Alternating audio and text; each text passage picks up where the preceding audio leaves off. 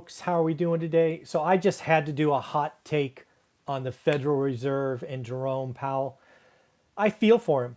Uh, the Federal Reserve did some amazing things back for us in March and April that really took a depression off the table.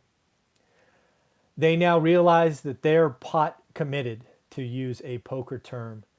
And what they are looking at is, I don't know, a partner in crime, a sister organization that they have long counted on to help, that meaning the Congress, who came in with them with I don't know, what was it, $2.2 trillion CARES Act back in April, I believe.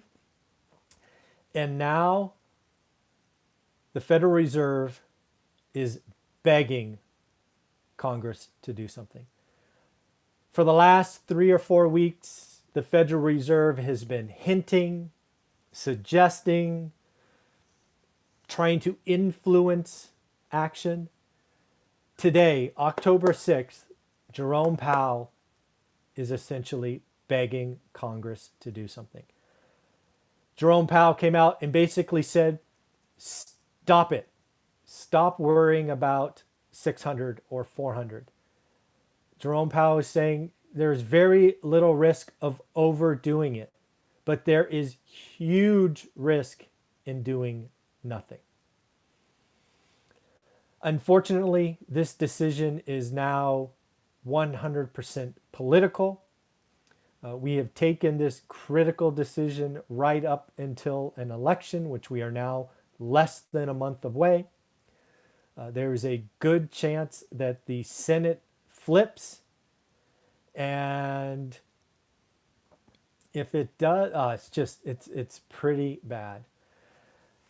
I believe, as I shared yesterday in the hot take about our president coming back and saying, "Don't fear the virus," that our chances of getting any stimulus deal done is probably 40%. Here's the key. It has to get done. A straw man, a sketch of the stimulus has to be done this week by Friday. If it's not done by Friday, it ain't getting done. It goes to zero. There is no way a stimulus deal gets agreed to next week or after. It's just too close to the election. The Senate and the House shut down. They go back to their states for the election. They get out in politics and help friends or whatever the hell they do. But they don't help the American people. They're going to leave. A deal has to get sketched today or this week, or it doesn't get done. As of today, Tuesday, I want to believe, even though there is no evidence to back it up, that Congress will eventually do right by the American people.